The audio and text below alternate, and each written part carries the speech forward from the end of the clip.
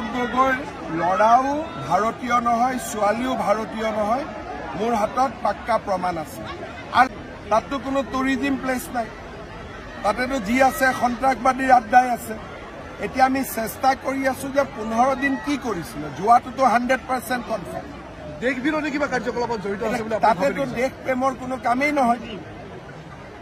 পাকিস্তানত দেশ ভাৰত প্ৰেমৰ কিবা কাম হ'ব নেকি?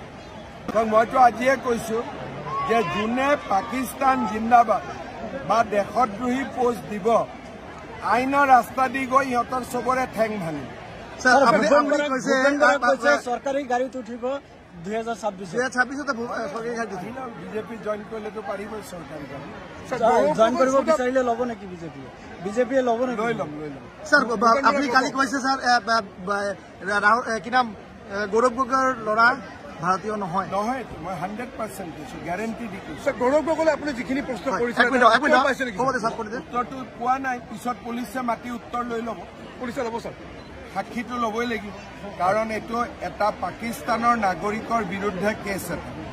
সেইটো তদন্ত কৰোঁতে কথাবোৰ ওলাইছে। গৌৰৱ গগৈৰ ল'ৰাও ভাৰতীয় নহয়, ছোৱালীও ভাৰতীয় নহয়। মোৰ হাতত পাক্কা প্ৰমাণ আছে। আৰু ল'ৰা ছোৱালীকেইটাই নিজেও নাজানে যে আমি ভাৰতীয় নহয় বুলি। দেউতাক মাকে কৰি থৈ দিছে কামটো।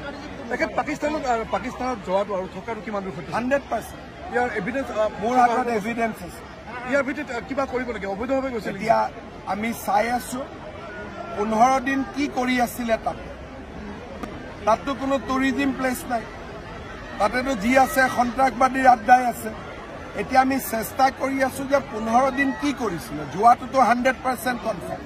দেশ বিৰোধী কিবা কাৰ্যকলাপত জড়িত আছে বুলি তাতেতো দেশ প্ৰেমৰ কোনো কামেই নহয়। পাকিস্তানত দেশ ভাৰত প্ৰেমৰ কিবা কাম হ'ব নেকি? স্যাৰ পাকিস্তান হামলাৰ পিছতে ৰবাৰ্ট বাদ্ৰাই একেবাৰে বিৰোধ মন্তব্য কৰিছে। ৰবাৰ্ট বাদ্ৰাই হওক, গৌৰৱ গগৈয়ে হওক, এই গোটেইবিলাকে তেওঁলোকৰ ভাৰততকৈ পাকিস্তানৰ প্ৰতি চিন্তা বেছি। আৰু সেইকাৰণে কাৰো পোষ্টত পাকিস্তানক গালি পাৰা আপোনালোকে নেদেখিব। চব মাজে মাজে লিখিব, ডাইৰেক্ট একো নিলিখে, চব মাজে মাজে। ছাৰ আজি নিৰ্বাচন অনুষ্ঠিত হৈ আছে। देखिए बांग्लादेश मेरा नहीं लगता है कुछ कर पाएगा, लेकिन ठीक है अगर कुछ करेगा तो दिखा जाएगा। স্যার ঘৰ সত্য বিবেচনা নেকি স্যাৰ?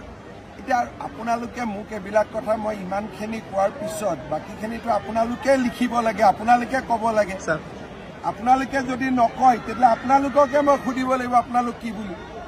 প্ৰথম ঘটনাটো ইতিমধ্যে কূটনৈতিক যিমানখিনি সিদ্ধান্ত লোৱা হৈছে ভাৰত চৰকাৰে লৈছে আৰু কাৰ্যকৰী কৰিছে, কিন্তু যুদ্ধৰ যি সম্ভাৱনা দেখা গৈছে মই ক'ব নোৱাৰো, কিন্তু মোদী ডাঙৰীয়াই যি কৰিব লাগে নিশ্চয় কৰিব। আজি যুদ্ধ হয় ছাৰ, আজি প্ৰথম পৰ্যায়ত বাংলাদেশ সীমান্তটো কিমান দূৰ চবেই যুদ্ধ। আজি প্ৰথম পৰ্যায়ৰ ভোটগ্ৰহণ অনুষ্ঠিত হৈ আছে। জিলাত মই প্ৰচাৰৰ কাৰণে আহিছিলো। জিলা পৰিষদত এজন আমি ইতিমধ্যে জিকিছো। ৰাইজৰ উৎসাহ উদ্দীপনা মোৰ মনত আহে যে অকল গোলকগঞ্জ নহয়, ধুবুৰী জিলাতে আমি ভাল ৰিজাল্ট এইবাৰ কৰিব পাৰিম।